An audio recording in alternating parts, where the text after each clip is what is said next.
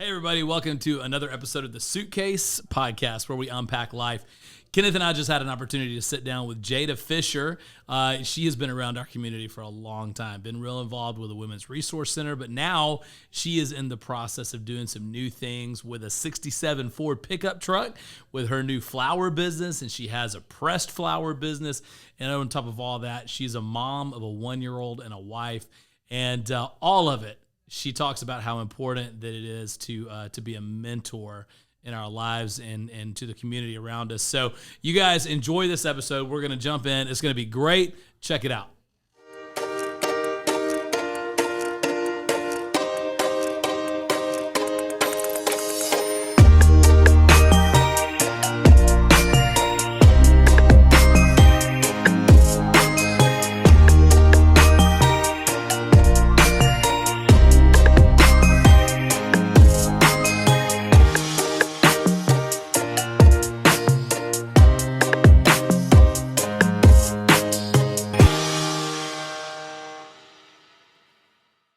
Loved his McDonald's coffee. His I'm gonna be honest. Seniors McDonald's coffee, just black and about that big. I love McDonald's coffee. So my favorite, if I just have like a cup of coffee, is from Dunkin'. Okay. My second is gonna be McDonald's. Okay. I'm down with that. Okay. So here's my question. No judgment. We haven't said yet. I'm drinking just straight black coffee. Yeah. Right. Okay. Yeah. You're drinking. This is a large chocolate milk cold brew with blackberry cold foam. Go back to last week's episode with Chief Brian about men being men. And then Jayda, what do you have? I'm drinking a Blondie half sweet. Okay. Yeah. All right. So you don't even go full sweet. No. Right. So Jada's more of a man than you are. Is what I'm hearing. Podcast over. Lasted 4 minutes and 10 seconds. Half sweet. I mean, when it comes to coffee, I'm just saying. Yeah. That's awesome. We could get into gender roles, but we won't. Oh, let's not do that. Again, clickbait. You know, tomorrow is June, so just saying. All right. Okay, I'm leaving now. Okay. I quit. I will never be asked back. Back it up. Okay. This is the last time Suitcase is ever shooting an episode. Jayda is on the first female and last ever. That's funny. Awesome. Well, Jayda, thank you for being on the podcast with us today. So welcome to Suitcase, by the way. Here we are. Here's our shenanigans. Thank you for being on the podcast. Yeah, this is not the first time we've been on a podcast together. Me and you were on a podcast with the Women's Resource Center. That's how we met. Yeah. And so that's super exciting. You said who you were then. You want to jump in and talk about it now? For sure. So I think that was on Made in Sims, right? Yeah, that was on the Made in Sims platform. Women's Resource Center came to Sims, and I was on there with Marty, the CEO, love her.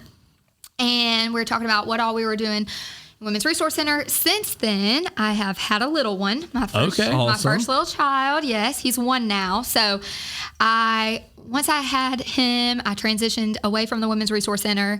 And technically, I guess I'm a stay-at-home mom, but I like to say I'm a work-at-home mom. Right. Nothing wrong with that. Because one, you're doing all the things. And then I also have 2 businesses. So I have Pressed, which is flower preservation. Okay. And I also have The Peddler, which has been the fun new project since February. And it is a 1967 Ford 100. Come on. That's really cool. And it's a little, well, you've seen it. You came and got some flowers because we were trying to see if you're going to have a boy or a girl. And it's a girl. We're going to have a little girl. Yeah, we are. So we were so excited. Anyways. Yeah. Everybody is going to have a girl because we are. No, that is so... It was really exciting. That was really exciting because we were able to come and pick out the flowers and do all the stuff. And you were like, what do you want? And I'm like, I'm a dude, even though I drink this. I have no idea. Yeah. And you were able to help put it together. Yeah. I walked home. I walked in the house. I didn't walk home. I drove home with my family. And my wife was so excited. She was like, oh my God, these are the most beautiful flowers I have ever seen. Did you take credit? Did you take credit? Were you like, I picked all these out myself. Flowers for you. Right. Because I did. Yeah, that is what's fun. Because it's, a variety of flowers on the truck. And so when, a dad or some kids come up. It's really fun, especially around Mother's Day, because it was like each kid gets to pick a flower or 2 flowers. So they put together a bouquet, and it's really cool. It's their mom's favorite because they got to pick it. Right. It embodied their personality. May not have matched, but the mom loved it. Oh, and it looked great. Yeah. I thought it looked great. Yeah. As great as I could think it should look. Flowers look. There were flowers and they were beautiful, and my wife loved them. And that was the most important That's part. what matters. Yeah. There was a little pink and a little blue. There you go. And some greenery. Hey, look, my wife wanted flowers one time, and so look, one of my hobbies is Legos. So Legos has come out with a bouquet of flowers now. You built her something? I built her a bouquet of flowers. Okay, that's pretty impressive. And they're still in our house to this day. Don't judge the podcast. It's amazing. They're so cool. And his Legos. So look, go back to last week's episode. Be a man. Be a man. You drink chocolate milk blackberry coffee, and I play with Legos. What are we doing? All right. So I'm the adult on the podcast today.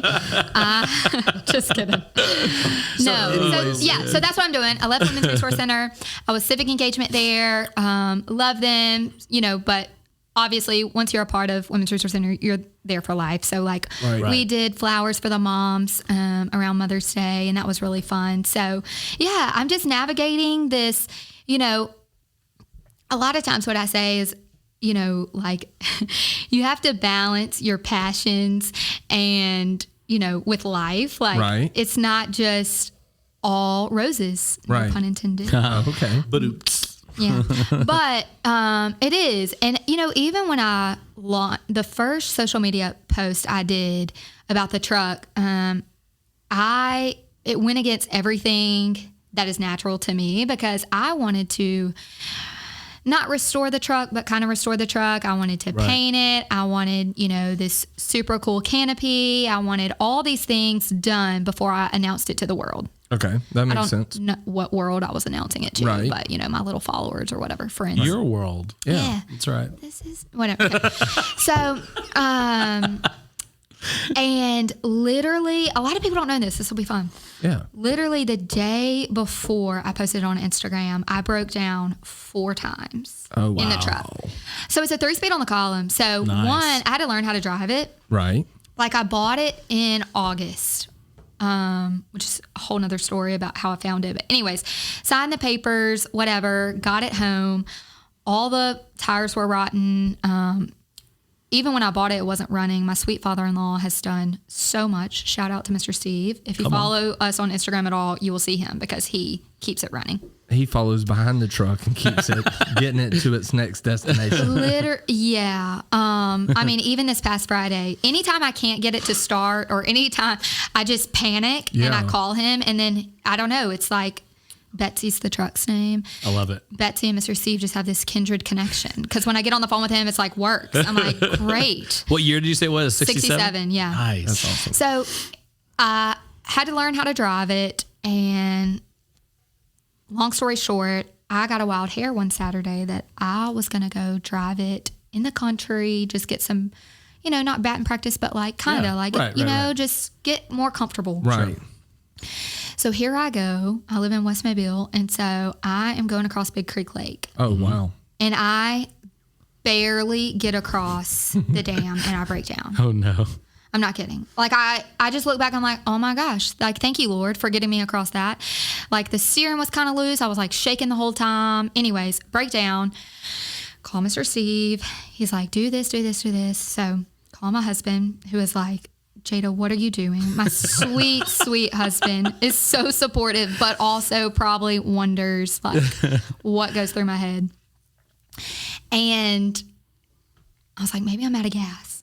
So I'm like, Steven, come bring me some gas. So he's on his way. I get it to crank back up. I make it to the gas station, get some gas. Wasn't even out of gas. It took 2 gallons, so I don't know. Anyway, break down. Start heading home. I'm like, Steven, will you follow me? I break down in this gentleman's yard on the way home. Luckily, he was so nice, so hospitable. Charged my battery. We dropped it off. Anyways, whole thing. So that's number 2. here we go. We go back. We leave the truck in this man's yard and we go back home, let the battery charge for a little while, go back, pick it up, break down on the dam. Stop it. I'm not kidding. Steven, we have like a line of like 10 cars behind us on Big Creek Lake. And Steven is pushing in his truck. He's pushing Betsy to the side. And he's like, what are we going to do now? So then we get in his truck, go back home, get the tow strap, go back. So now he's pulling Betsy home and we break down. The tow strap breaks on Eliza Jordan Road. No. Oh, man. 4 times one day. I'm not exaggerating. I'll say all that to say it was either me post it to social media or I'm going to sell it. Like, That's the only option. It was like one of the two. Hot or cold. Like, all in or all out. One of the two. Like if I don't put this out into the world and have some accountability, right, I'm going to give up. We're ending it today. We're ending it. Yeah. Yeah. So that's how, the peddler, luckily my driving has gotten a lot better. Right. And how's Betsy been since then? Betsy's been okay. She's a little temperamental. Right. Of course. She has her days. She's a little sassy. So many jokes right now going through the head. Don't even go there. No, but she is good. Mr. Steve, we ended up having to replace a fuel tank and do all these things. It had rust in there. So that's why every time it got to half a tank, it cut off. Yeah, that makes sense. So, I think I had like a 1989 Ford like that one time. And I felt like I spent more time working on it. I think we scrapped it at some point. Like it was an old piece of junk. Couldn't even sell it. Stop. No, it Beauty wasn't. is in the eye it wasn't. of the beholder. It will. I didn't find it beautiful, and nobody that I knew did either, because nobody wanted to buy my piece of junk. And so I scrapped it out, $300. Drove it out there and just left it. See ya. Yeah. I have had more men probably come up to the truck and say, obviously they appreciate it, but they're like, how much would you take for it? Oh, I believe it. And some days I'm like, $7 and a gift card. Like I got 100 in my wallet right now. Yeah, when it's not starting or that day, it was like, okay, Lord, and really, I say all that. But I think what the Lord was doing is like stripping me of like, Jayda, you don't have to have it all together. Like people don't need to see that you just woke up one day and started a flower truck business. That's so good. It doesn't happen like that. That's not the way life happens. And, even in my post, I was like, I'm a mom, I'm a wife. I try to be a good friend, community, involved. And I'm not just sitting at home, with the money right to just, I had to buy it and then I had to save for tires, save to get this fixed, windshield wipers. I mean, it's a process. And I think a lot of people miss that in life. They think that, I have this great idea, and they really do. Right. And then they want it done overnight. I mean, that's the generation we live in. But yeah, for me, it was like, okay, this is what it is. Like it's going to cost me buku of money to paint this sage green, which is what I wanted. And I can't do that. I like it red. Yeah, the red looks good. I mean, red is probably my least favorite color, but Betsy's red, and I am embracing the red. My friend said that on social media. I was like, let's put some red on it. She was like, we're embracing the red now? I was like, we are embracing She is definitely the red. Once we heard how much the green was going to cost, red does not embracing the red. Yeah. Well, it's funny that you say that about, looking at the background, like you don't see the things, like success isn't just all overnight, of a sudden. yeah. Right. Mm-hmm. And I was actually reading 1 Samuel 17 just here actually yesterday, the story of David and Goliath, which if you've been even alive, know the basic version of David and Goliath. But the interesting thing is, and this is something that I feel like God kind of showed me, is that when David's talking to Saul, he says, Saul's like, there's no way you can beat Goliath because you're just a boy. He's been a fighting man from his youth. Yeah. And most people believe David was 15 or 16 at the time, right? And so David says to Saul, he says, look, anytime a lion or a bear would come against my sheep, I would take him by the jaw and I would club him to death. So for me, that's like, you're like 14 years old grabbing a lion by the jaw. He's probably more of a man than any of us are. Yeah, for sure. He's drinking black coffee for sure. Black coffee. He's not drinking. Sure. Might have a little something else in that black coffee, but no. But then if you keep reading it, he says, I've done this with lions and bears. Multiple times. Yeah. In other words, I have beaten lions. I have beaten more than one lion. I have beaten more than one bear. And now this Philistine will be no different. Yeah. And so what God kind of showed me, and it fits exactly what you're saying, is that a lot of times private battles, private problems, private things you've had to deal with out of the view of everybody else prepare you for opportunities that are coming your way that are going to be very public opportunities. That's and good. if you can remember the private battles you had to fight where nobody's looking, where you've had to grab a lion by the jaw, proverbially, and beat it back off of your family and your kids and everything else, then when you have a very public opportunity to do something big, whether that's, beating a giant like David or starting this business to where you can do something that's really effective in life, I think not forgetting that there's those private battles that happen that lead you to that place, I think is a really cool thought. It goes back to, like what motivated David to kill Goliath. Mm-hmm. And the motivation was, he was like, who's going to taunt my God? Yeah. Yeah. And I think like that's where a lot of times in life, I know for me, I'll have an idea or I'll feel like the Lord, it's not me with these ideas, because I always say like, I'm not creative. Like I didn't grow up loving flowers, never thought I would have a pressed flower business or a flower truck, but like the Lord, the creator of the universe created me, which means that there's innate creativity. Yeah. And so I encourage people, like when I'm talking to them, or maybe even somebody listening to this podcast, like quit saying you're not creative. Yep. You've just got to find motivation enough that the Lord will create that, create the creativity. He'll cultivate that creativity in you, because you've got this problem that you are destined to solve. Like David was gonna kill Goliath because it was gonna bring honor. He was so mad that they were taunting his dad. And I think that's what I got to the point where I'm like, I got so mad that I made it about me. Right. I'm not going to post this. I'm not going to do this. And it's not about me. Right. It's about bringing honor to the Lord and doing what the Lord, I feel like he's called me to do, which he even unfolded in the purchasing of the truck, finding the truck. Like all honor and glory goes to him, but how selfish of me to sit on it because I care more about what people think. And what if David had done that? Like, I'm going to lose. I only have 3 stones. Like, how selfish of him would it have been? And a whole generation would have been lost. And I think that's where we're at in our society is we have adults and, we have people in our community listening to this podcast that are sitting on what God has called them to do. That's right. Because the motivation of saving a generation hasn't kicked in yet. Wow. That's good. Well, and I think if you one of the things you said was that David knew who he was. He knew that it was about God, that God had spoken over him. If you look back, and I only know this because I read it yesterday, it's so funny.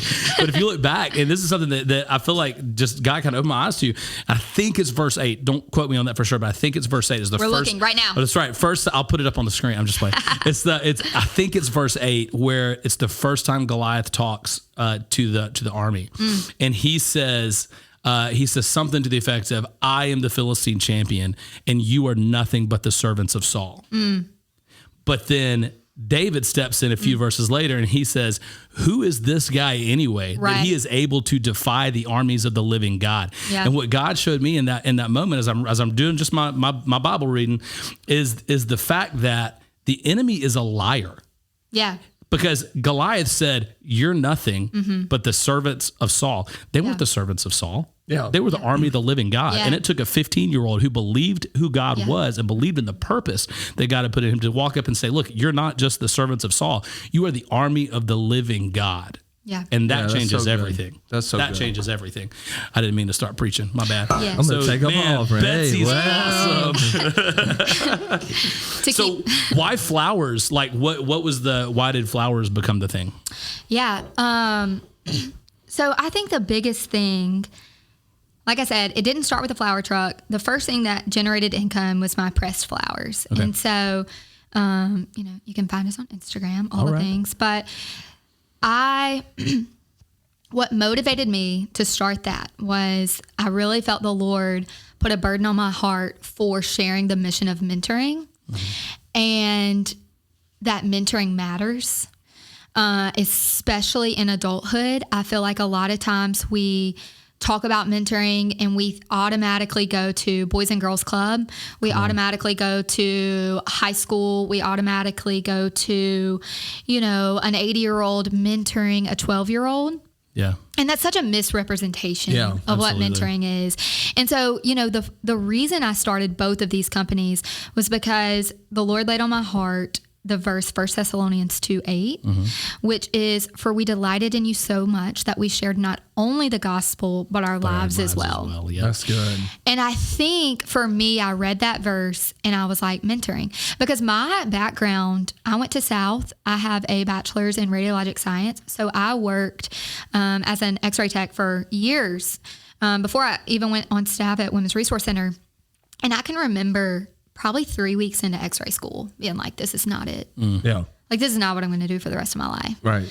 And I remember wrestling with the Lord, like, okay, well, what does that look like then? Like, do I need to change careers? Like, I went and I have one of my best friends now. If she's listening to this podcast, she'll laugh. I literally walked up to her and I was like, hey, can I go to lunch with you? I think I may want to teach. And she was like, sure, yeah. And so I went and did that. And anyway, I wrestled a long time with like, what does this look like for me? What is my life plan? Right? We all want it all spelled out. And, I never really had peace about, okay, Jayda, you need to change your major from this to that.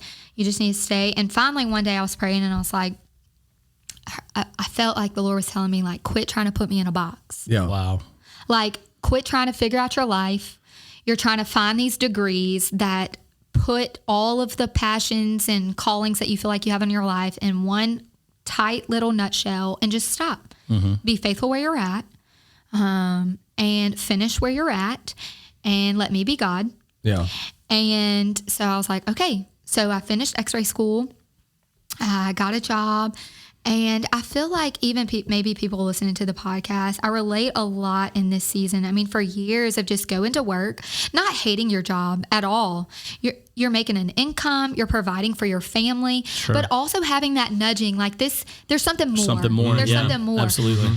But also, like, I've got to pay my bills. That's right. Yeah. That's right. The struggle of adulthood. No, it's Really? for real. It's a real struggle. And yeah. And so it was like, okay, Lord, what can I do now with where I'm at? I feel like me sharing this mission of mentoring is where I'm called. I don't know what that looks like, but I knew I didn't want to start a nonprofit or put it in that nonprofit sector because I wanted to be able to fund my mission at my pace. I didn't want to be reliant on people's donations. Yeah. So true. Once again, maybe that's pride. I don't know. But, so I said, what can I do? And literally I was sitting on the beach one day and the Lord was like, press flowers. So I think I went home and picked some out of my yard, pressed them in books, framed them, and that's how press started. Wow, the that's first cool. bridal bouquet I did, I reached out to a friend that was getting married and I was like, hey, I'll do this for free because I don't know what it's going to turn out. Right. Like, it may be trash. But she was like, yeah, sure, no problem. So I did that, and then that just kind of cultivated. So did it turn out well? You didn't tell us how it went? Yeah. Okay. I think it did. I look back, and I'm like, I probably would have done it a little bit different. But it's good. And she's so gracious, and she still promotes press and all that. That's great. I mean, I literally started with what I had. And I think a lot of people, once again, they're like, where do I start? You start exactly where you are Yeah. with what you have. Man, yeah, that's so which good. may be So good. a fern out of your yard. It might be. But I think the first step is realizing, once again, like, that what motivates you has to be greater than the fear of, one, putting it out there. Wow. Just like me with the truck. Like, we don't want to put anything out there that I still don't, that I'm not good at, that I'm not going to succeed at, that I'm not going to excel at. Right. When I do it, I want it to be the best of the best. And I don't want people to see the learning process. And I'm just learning, like, we're all in that. Oh, yeah. Like, we never arrive. There's strength in that. Yeah. And the whole thing is, so what a lot of times, I mean, obviously everybody posts their highlights. Yeah. The highlight reels on social media. Yep. But the whole thing is, the greatest days in my life have been the struggle. Like, I talk about it just about every podcast, it's the hard times that I look back that I remember. Yeah. It's the times where we almost didn't make it, but it put me in a place of vulnerability that made me accept the Lord's help, that allowed us to overcome. And I realized that the strength didn't just come from me. Yeah. It's those times that I look back that I'm like, this is the crap that I need to be sharing. Yeah. Right. Like, this is the highlight. You know, this is and it's kind of like the thing when Betsy breaks down 4 times in one day. Yeah. Like, this is the struggle. It's those times when you look back, like, it's almost like I'm super thankful. Aylwin McDuffie is extremely successful, and I've got a great team that works around me. And it's kind of going to sound wrong, but it's almost like not as fun. You know what I'm saying? It's sometimes it's like when you had to like fight for it. You know what I'm saying? And that's why the company means so much to me, is because I've invested, you know what I mean? Everything. I put So let me ask you this. Yeah. Okay, I know I'm not supposed to be asking the questions. No, ask the questions. What, in that moment, like when you go back, and don't give me like the church answer. Yeah. Like literally when you were like, am I selling this? Or whatever that moment of like your despair, what pulled you up? Practically, what pulled me up? Normally this is what happens. Normally I'm very like strong-willed and hard-headed. And so I go until I run completely out of energy. Like me being extremely vulnerable. Normally there's some tears that follow. And I'm normally like, I get to a point where I'm boohooing and I'm like, God, where did I go wrong? Like, I've ran out of energy. I've ran out of steam. And normally that's the time where I say, God, I'm going to make room for you. And so what that looks like for me is normally from that point, like, it's almost this peace that I feel when I realize that I've ran out of steam, that he's like, hey, here's the resource right over here, you big goofball. You know what I mean? Like, you've been running and running and running, but you passed 8 signs that I could have helped you at. And it's this sense of like me getting back in his will, if that makes any sense. And I don't know if that sounds super churchy or not. Do you feel like people in your life like help? Do you feel like when you're getting to that point that the people in your close inner circle are like, hey, like red flag, like, I feel like you're kind of on the edge of like being spent. Do you feel like they're speaking that into community? You? Yeah, community is extremely important. So we've talked about Yellowhammer a few times. Jeff Roberts is extremely big in community. Me and him sometimes get in knockdown, drag out fights, but he's like, bro, I've been texting you for the past 3 days and you haven't texted back. And I'm like, I'm busy, I'm doing this. And normally that's during the time where I'm running as hard as I can to do whatever it is. And he's like, take a breath, chill. Your family's important. This is important. Hey, so it's kind of one of those things where in the process, I think one time I've heard somebody say, if he can't make you bad, he'll make you busy. Yeah. And it's like you fight really hard. And so in the times where community is normally the way out, community is the way of, hey, like, we're struggling too. And if you're only a part of a friend group that only tells you about how well they're doing, that won't share the downside of it, you might need a different friend group. If you don't have a friend group that'll call you and give you a really hard time sometimes, you might have the wrong friend group. Like if everybody in your corner is a yes man, you might need a different friend group because community is so important. Based off what you were saying, having somebody that you're willing to let mentor you. If you need to always have someone that you're mentoring and someone that's always mentoring you. Yeah. Like you've got to. That's like grow and plant in a nutshell. That's it. Yeah. Grow and plant. Yeah. That's kind of the grow and plant is what that, I wrote down in that journal one day and I was like, Lord, what is that? And he wakes me up in the middle of the night, I feel like, because that's the only time I'm quiet. And I wrote that down and I was like, I don't know what that means. And then I read that verse and it was like, that's exactly what it is. Like, you should always have somebody that is encouraging you to grow, but you should also have somebody that you're pouring and planting into. So true. And, I mentioned Marty earlier, like she has been that for me. Right. And I can't tell you how many times, like we've had to have difficult conversations. Right. And sitting across like, a table and kind of, calling me to the carpet, and I wouldn't be here without that. Right. Yeah. And, I've even like had the opportunity to speak into like leadership classes and, different things in front of students. And when you are in front of a high school group of students, and I said, you know what, I just want everybody to close their eyes real quick. And I said, raise your hand if you have one person not in your family that can call you out on something and you be okay with it. And no one raises their hand. Wow. That's sad. We've got a problem. Yeah. And I mentioned students because that's just the doors that the opportunity has arisen so far. But I'm even going to go out on a limb. Like, I see this in churches. Yep. I see this in so many different sectors and businesses where we've started grouping ourselves in like-minded phases of life, which there's beauty in that. For sure. Birds of a feather flock together. That's natural. Let's get all the singles together. Let's get all the college-age kids together, young marrieds. That's great. But also, are we missing something about the generational wisdom that's supposed to be passed from generation to generation to generation? Right. And it's not in this stuffy, like, I'm going to assign you a prayer partner. Yeah, no, that doesn't work. That's not it. We're going to show up to small group for 15 minutes a night.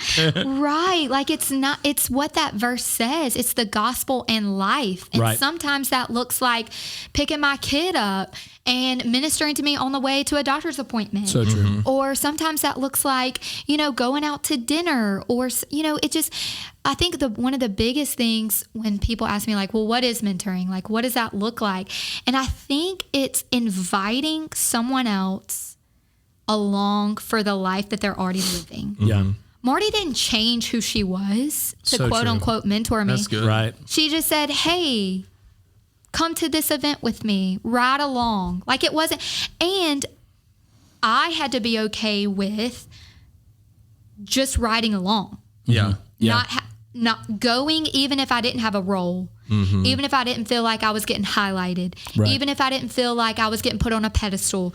Like, you go back to the Bible of, like, I had to be okay with, Elijah and Elisha, like, he had to be okay with, like, carrying the cloak. Sure. And, it goes in the Bible and it says, you're going to do greater things than I ever thought about doing. But he had to be okay with just being a part.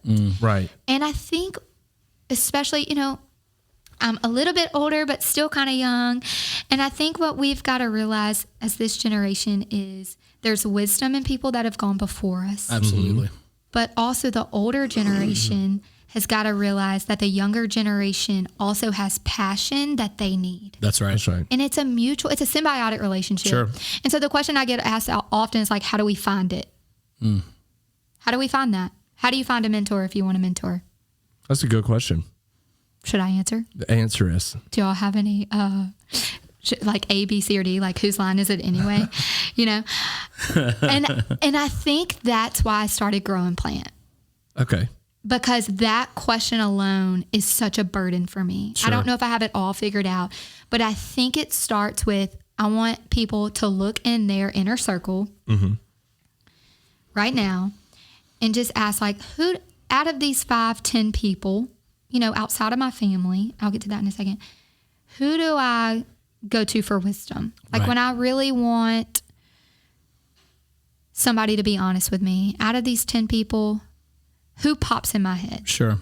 And then I don't even think that it's people don't have those people in their life. I think it's that they're not asking the right questions. Yeah. They're not saying, like, hey, let me be vulnerable enough to say I'm stuck here and I need some guidance. We just go to people and we act like we've got it all figured out. Right. And then we go home and we have our burnout session. We have our complete mental breakdown. We have our whatever, because we're not vulnerable enough to have those conversations and say, hey, what do you think about this? Yeah. I've got this idea. What do you think about it? Don't be a yes man. Right. Yeah. Like, be transparent, be vulnerable. Yeah. And so I think that's where it starts. I think you need to look at your inner circle. And then, the hard thing for me is, especially when you talk to these students and they're like, I don't have anybody. Yeah. And That's rough. That stinks. Yeah. And I think that's where it's like, even it's having a mentoring mindset, whether it's A1 McDuffie or it's the peddler or it's press, whatever sphere of life that you're in, you've got to have that mindset of, let me be on the lookout for whether that's selling flowers of somebody that maybe I can witness to or just love on. And then I also think we have a personal responsibility to seek that out. Yeah. Sure. Absolutely. And so with Marty, like, I could have been like, oh, she's amazing, and sat at home and never built a relationship. Mm-hmm. But I valued what she brought to the table and and I was like, hey, can I come? When she asked, I went. Right. And so it's a double-edged thing of like, we've got to seek it out, so whether that's, right now, if church is your community, look in your your congregation, in your small groups, or, I can't tell you how many times I've walked up to somebody and been like, hey, can I go to lunch? Or, hey, can I go to coffee? And just start there. Right. Don't walk up to somebody and be like, will you mentor me? Yeah. Okay, so that's a little creepy. I have a question. So you would consider, correct me if I'm wrong, but you would consider Marty one of the biggest mentors in your life, absolutely, right? For sure. So when in the beginning stages of that relationship, did either her or you say to the other one, would you please be my mentor? Never. Or did she say, I would love to mentor you, Jayda? Never. Right. So what, and in my experience, the people that I've had the honor of mentoring, or the people that have mentored me, I have had people that I've gone to and said, would you be my mentor? When I was real young. Right.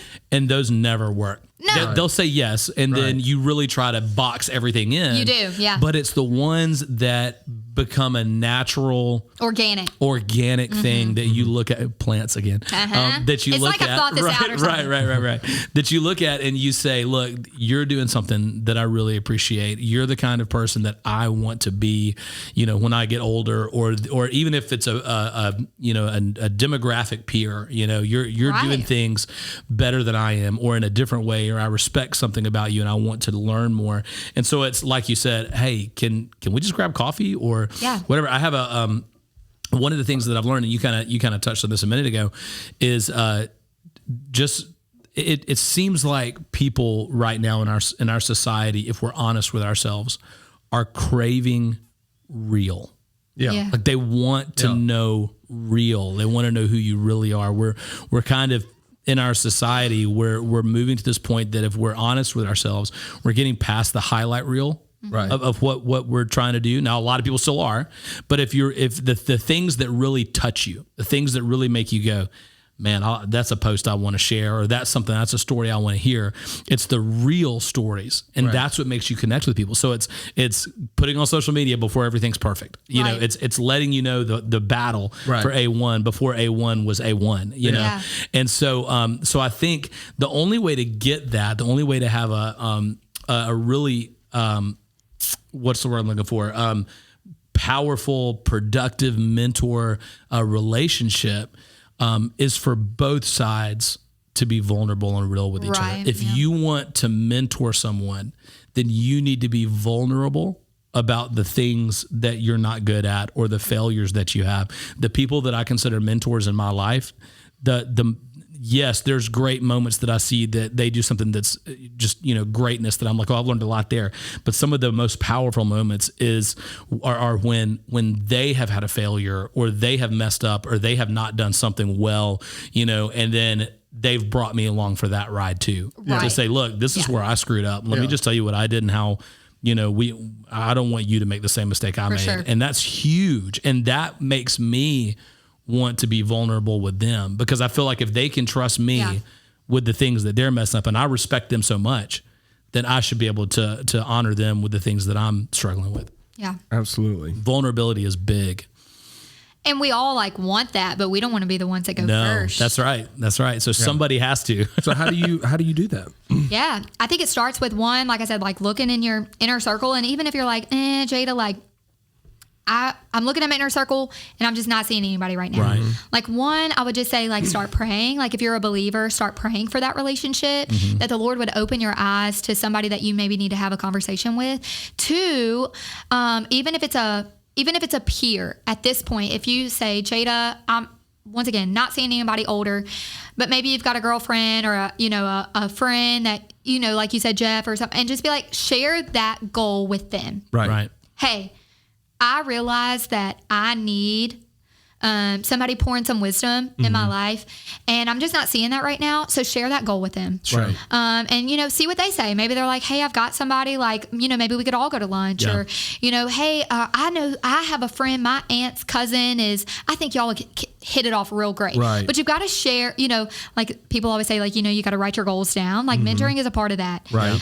You're going to go farther than you ever would if you have somebody in your corner pushing you to go there. So true. And once again, I think that where a lot of people feel stuck in the muckness of life of, I go to my daily job, my 8 to 5, maybe I have kids, I go home, I've got to figure out dinner, I've got to figure out soccer practice, I've got to figure out, and so I see these people on social media living out these passions in this flower truck, and then we just get fed up and we do nothing. Right.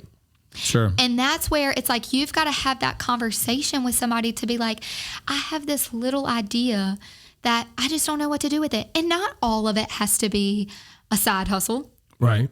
Maybe it's encouraging the other moms in your soccer group. Maybe it's writing a note to all of them. Like, you're gifting, everybody's good at something. We just got to figure out what it is. Right. Sure. This is something I want to add to what you're saying. So before, like with going out and looking for that mentor, I think one of the things that needs to happen is, I think each person before they do that needs to make sure, like, you need to like pray and evaluate your life if you're a believer, or just evaluate your life and answer the question, am I approachable? Am I teachable? Ooh, am that's I like, because of what happens a lot of times, if you don't have anyone that's naturally approaching you to do that, it's either one, you normally pretend to have it all together and everyone can see that it's not real. Yeah. Or two, you're just not approachable. Right. The other thing is also be willing to invest as much as what you take, because I've seen a lot of people that what it does is, when I'm sick, they didn't bring me any cupcakes. And it's like, but you didn't take them any cupcakes when they were sick. You know what I mean? Right.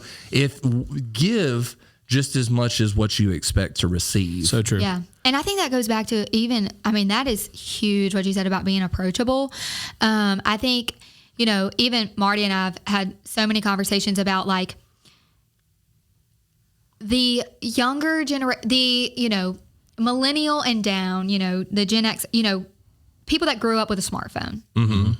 Have huge access to information, and we don't need more information. We need opportunities for application. That's good. And that comes with people that have walked the road longer than us. Right. And so it's like, if you like, oh, I have this great idea, I've been doing this, but like, I don't know where to start. Like, maybe you need to have somebody that is a little bit more connected than you, and you need to be able to say like, I can't do this without you. Right. Like, I don't have it all together. And, it goes back to exactly what you said of like, we have to be teachable. We have to be able to admit that like, I have access to information, but I don't have the skill set for application because I haven't lived long enough. So true. Yeah. And the older generations have got to be willing to teach those skill sets as well. Like, I oftentimes, when I talk to like women of a multi-generation setting, I'm like, to the women that are a little bit older than me, I don't need to know just how to bake your cake. Like, that's cool. I need to know how you didn't leave your husband when he was doing X, Y, and Z. That's good. I need to know how you took care of your mom when she had breast cancer and you raised your teenage daughter. Right. I need to know how, like, it's life things that we need to know. And I think especially in these situations where we have multi-generational congregations together of people, whether that's a business team, whether that's a small group, whether that's a congregation, we have these people and we're missing the opportunity because we just haven't shared the right message. So good. That's good. And so it's like, we've both got to realize that we have something. And we've talked about being a believer, but it's so biblical. So biblical. I'll often go back to like Moses and Joshua. Moses didn't get to go in the promised land. Right. Right. Had he not raised Joshua, the people would have had no leader. And so what we see a bunch of Moseses in our society pointing at the Joshuas going, you don't know how to lead your family. You don't know how to lead your church. Right. You don't know how to. And it's like, but where was the Moses? Yeah. Because we've got a generation coming up that needs leading, but it's going to take both of these relationships, both of these generations working together to produce the harvest. Like, we're kind of missing a lot of what Scripture says about the generation passing on the works of the Father. But why we're missing it is because we don't want to sit down and say, let me tell you how the Lord saved me from what I did, because we don't want to admit that we ever needed saving. Mm-hmm. That's right. That's right. So we've got a superficial class of Christians because nobody's ever sat down with them and said, actually, let me tell you my sin and what the Lord delivered me from. Yeah. We've got this I'm about to get on the organ. Sunday school answer.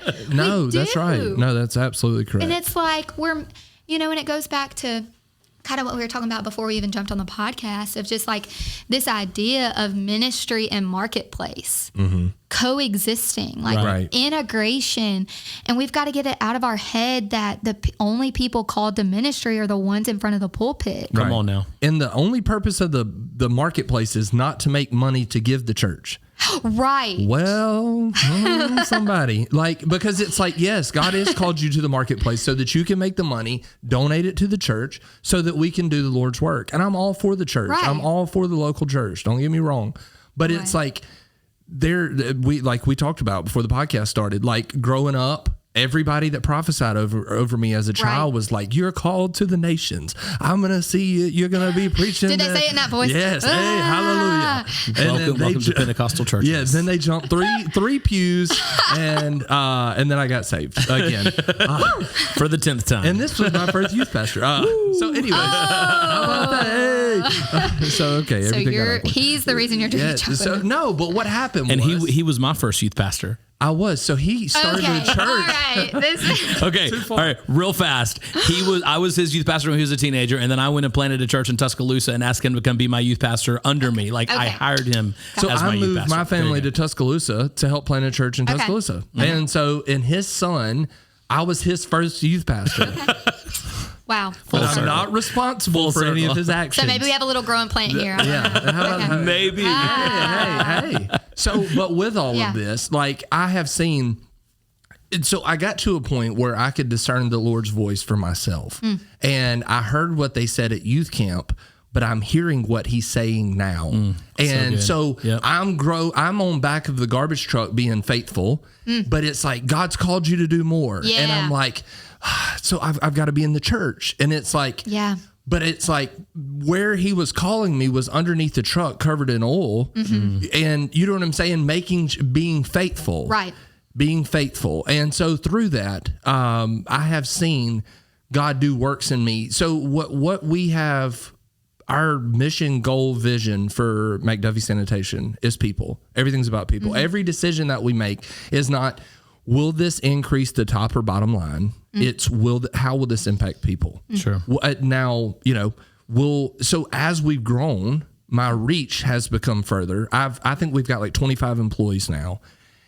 And I have prayed with more people sitting at my desk than what I have in an altar anywhere. You know what I mean? But it's like these people are coming vulnerable and I'm not giving them the church answer. I'm not giving them the, Sunday school answer. Right. I've had the opportunity to have influence, but through that come struggles, you know? And so it's sometimes it's exhausting and sometimes, but that's why I think it's important, especially if you're a business owner listening to it. Yeah. It's probably more important for you to have community than anyone else, because it's like a mother that has 97 children. You're exhausted. So like true. At the end of the day, just one. If their family doesn't eat at the end of the day, I feel responsible. That's right. If their wife isn't happy because they work too many hours, I feel responsible. That's right. Yeah. If they don't have enough money to pay their mortgage, I feel responsible. Right. My decisions impact them. Right. It impacts the people. So it's not only do I get the opportunity to minister to them, I'm also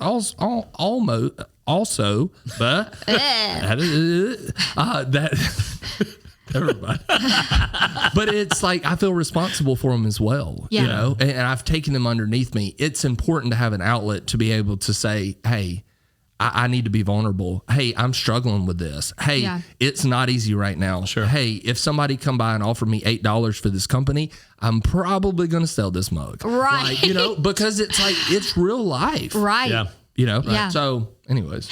Yeah. And I think even in that, like, I'm thinking about as a listener right now, just kind of like pause and like, okay, what are some application things that I could take away? Like, that's really what the Lord is just, anytime I consume information, I'm like, okay, what can I do with this? Right. So I think, if you're listening, one, just ask yourself, like, who's in my corner? Who's speaking life into me that's a little bit older, that's offering me some wisdom? Mm-hmm. Do I need to have a conversation with them of not like, will you be my mentor? But like, hey, I value you.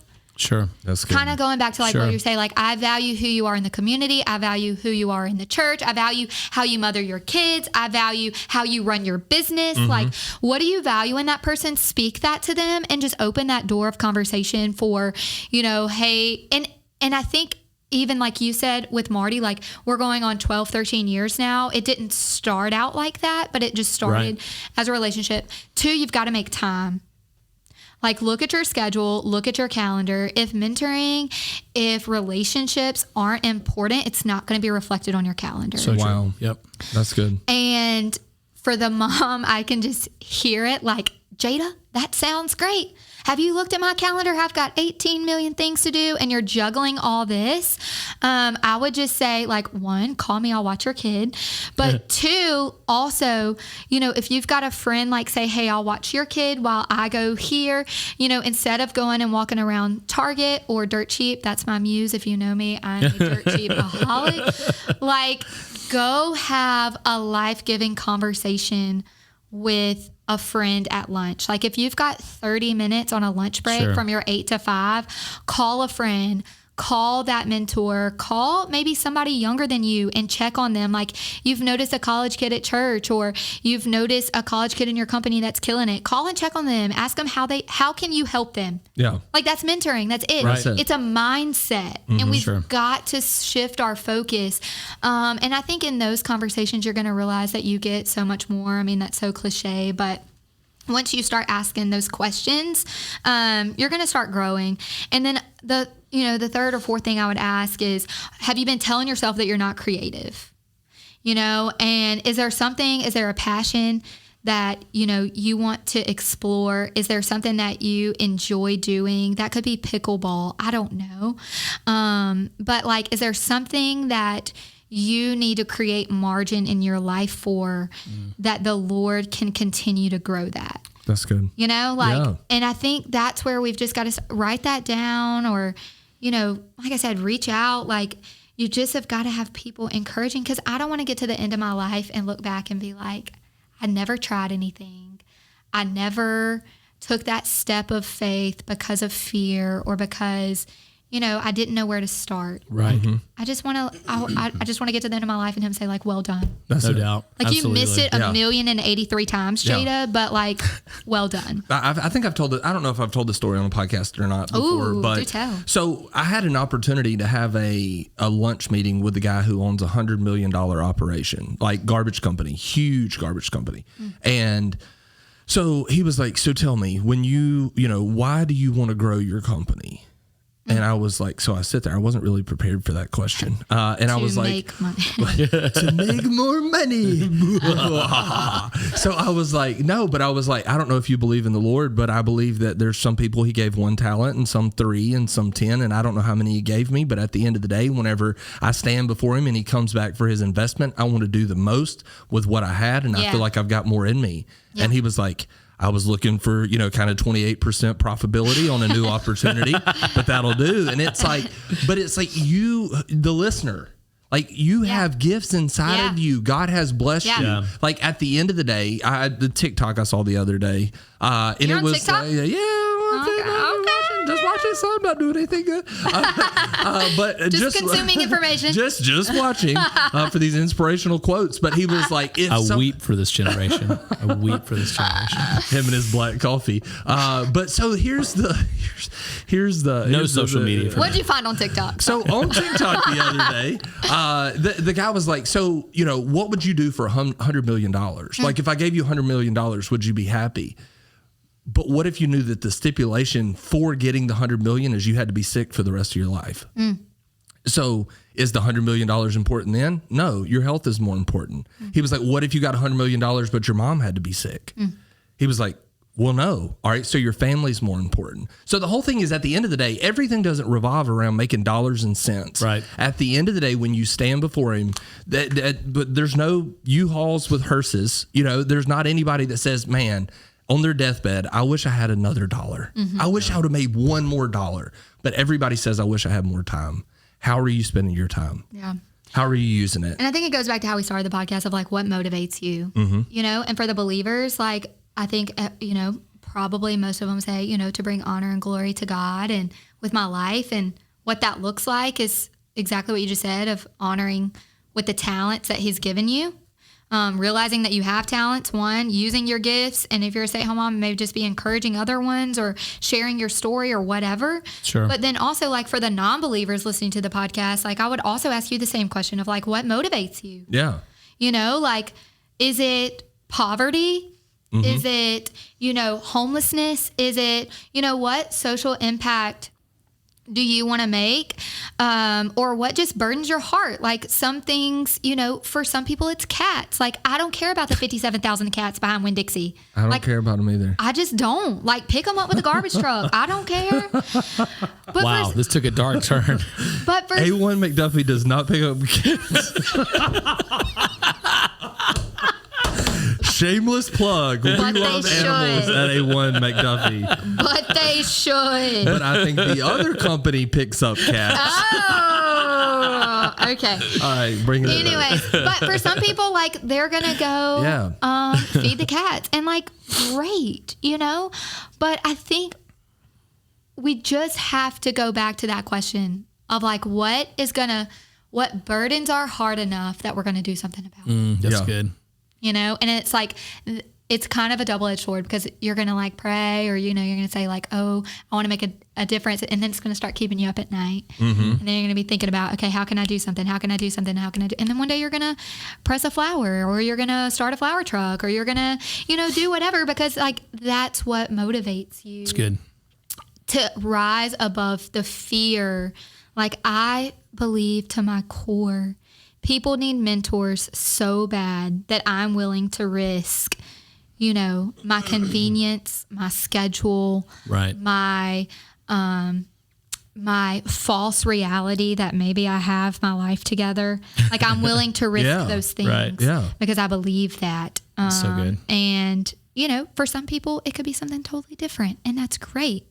But you don't have to live in this, I'm going to go punch the clock and leave. Like maybe, you're a physician and like that's your, you give fulfillment. Like that's great. Do that.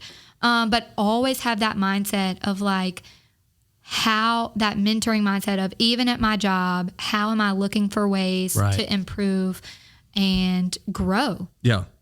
Two things I want to add to this before we can wrap it up here shortly. Yeah, we got about 3 minutes. Okay, so two things I wanted to throw out there. Yeah, make sure that the people around you are more concerned with your marriage than what they are your ministry. Because so good. That's like a true friend and a true mentor is going, if you give them the bull crap all the time of like what your company's doing, they're like, awesome, how's your marriage? Yep. Yeah. Like if they don't ask that question, like encourage them. Hey, if you're going to be the guy or you're going to be the girl, and I would recommend guys to have guy mentors and girls to have girl mentors because there's going to be some Yahoo that's going to be like, I was just telling her that sometimes my wife yells at me. Oh, yeah. And she was like, I would never yell at you. That's a bad idea. This is a bad scenario. Run for the love of God. the hills. But leave that one alone. Yeah. So that's kind of my two takeaways there. Yeah, for sure. Yeah. Your family, and I even think that's why I asked you the question of like who in your inner circle, like is some of the red flags of like when you're running to the end of your rope, like, okay, your kids, like you've missed this or, or your inner circle, or even I think about, like my single friends, like, who in their inner circle, like am I checking on them? Am I, do I have the time to invest where it matters most? Yeah, right. Because it doesn't matter if, and I honestly, I mean, if I'm being 100% vulnerable, Okay, so that was really good. We actually just filled up a memory card. Okay. So jump back into that. So you cut me off. I cut you off. Totally cut off. It cut you off. Not me. The technology. Okay. No, what I was saying was, if I'm being super vulnerable, like I think that that's something that I've struggled with even currently. I've only been doing the truck since February, but just that balance of, once again, like passions and priorities. Like I have my son and, at home with me all the time. So it's like when I need to be playing, I'm thinking I need to be responding to that email that, like on nap time, I've got to be ordering flowers for this week. And so even my husband was on nights a few weeks ago, and I kind of felt like a single mom there for a second. And I was like, one, that's the hardest thing I've ever done. Shout out to all the single moms. Don't know how you do it. Two is like, I felt guilty. Like I felt guilty for even like doing the truck. I'm like, I'm waking him up. I'm trying to get him to a grandparent's house. Shout out to all the grandparents, because y'all make the world go round. And he's my first responsibility. Right. That's right. So, we were talking about like just that of, if somebody's asking like, how's your marriage? How's your family? Like I was feeling that pull. And I think a lot of people get in that space of like, I don't want my family to sacrifice at the state of my passions, but I also don't want to make my family to where I don't fulfill what God's called me to do either. Right. That's right. Like I want my son or my future kids, like I want them to grow up and be like, I want to do what God's called me to do because my mom did. Yeah. Because my dad did. That's right. And so, I don't know. I'm just like wrestling with that. I mean, I'm still dealing, flushing that out. If anybody has any pointers, y'all can be sure to send it to me. But and I think one of the problems that we feel with that is there's, in the very beginning of this podcast, we talked about that. I talked about like the enemy lies. Yeah. And so I think sometimes when you chase the passions that God has given you, the lie that gets told is you're being selfish. You're being selfish. And so we start thinking, oh man, I shouldn't be doing this because I need to spend more time with my family and while that's absolutely true that you need to spend time with your family, spending time with your family does not become you don't have to just do that or. It's not either or. It's not either or. Right. Yeah, and so chasing your passions doesn't make you selfish. It makes you exactly what you said. A mom that's inspirational to her child that says, hey, my mom raised me, was a great mom, and then also chased her passions down and did this thing that God put in her mind to do. And so I think combating that lie that chasing what God has put in your heart as a passion is selfish, is really, really smart. Like that's not selfish. That's inspiring for your kids. Now, can you go too far that direction? Sure. Can it become selfish? Sure. But that's why exactly what you've said, you got to have mentors in place and people you trust to call you out when, hey, look, you might be getting a little bit out of balance here. Let's pull that back a little bit. Right. That's really good. This has been awesome. This has been a really good, good podcast. I appreciate you sharing your heart with us on all of this. If you will, before we wrap it up. For sure. Give us a little, so you have two businesses. Tell us about both of those real quick. Okay. And then how people can connect with you on social media and what it looks like to have you at maybe one of their events or something. Yeah, I love that. Okay, so for the first one, it's going to be Pressed, and the handle is press.al. We'll maybe get those over to Shane. And that is flower preservation. Okay. So, if you have important flowers from any season of life, a lot of times it's a wedding or it's a funeral or it's, a birthday, anniversary, something that is, I've just pressed some prom flowers, a senior prom, like anything that, you're just like, oh, I would love to save that memory. Or gift that to somebody. Yeah, that's cool. You can get me those flowers. I send out all the instructions. It's super easy. You fill out a Google form. I get the flowers from you. We press it, frame it. We do all that. We can ship it if you're not local. And so that is the first thing. The second thing would be the peddler flower truck. I'm always looking for local businesses to literally park in their parking lot and peddle flowers. Love it. Love it. And so I've had a lot of great response from the community. It's like, you said, it's walking up, it's family friendly. They get to pick it Or if you have a private event, I've done that where like you can rent out the truck. If it's a birthday party, if it's a graduation, prom, we have one of those coming up in the next year where, you can rent the truck and just have a fun event. And then the other thing would be like a business. So if, I've had people do it for customer appreciation, a staff appreciation, cool. like you bring me in, we set our budget, everybody gets to come out, pick flowers from the truck. We've got music. It's fun. It's an experience. And so you can book any of those ways, but I would just really encourage you follow us along on social media for that. That's where we post our schedule. Right. So I almost tell people a lot of times it's like a food truck, how you used to pop out, how Yellowhammer started. Yeah. They would pop up all over the place. That's kind of how the peddler works. Yeah. So follow us on that. We have a website on both of those as well. And then, I would love to share just that mission of mentoring. I've done it in schools and some churches and some small group settings. So if you're listening and you're just like, wow, like I really think my community could use this mission of mentoring, sharing that, I think we would benefit from intergenerational relationships. What does that look like? Right. Reach out to me. Like I would love it. That's why I started those businesses, That's like great. I've said from the beginning. So that's where my heart is. That's where my passion is. That's what I could do and talk about. And our community needs it. Absolutely. We need these multi-generational relationships. For sure. Because like I always say, more people would do what God has called them to do if we had somebody pushing them to do it. So true. That's good. Yeah. That's really If you good. want to connect with Jayda, I'll have all of her information in the description under the videos and on Spotify or Apple or wherever you find the podcast. And we'll put some stuff, on the thank screen. y'all so much obviously. for having me. Yeah. Thank you for being on here. It's been great. Such an honor. Always fun to connect with you. Yeah. It was a blast. Yep. Awesome. Awesome. Thank you for watching the Suitcase podcast. Check back, like, share, subscribe for more episodes. Thank you.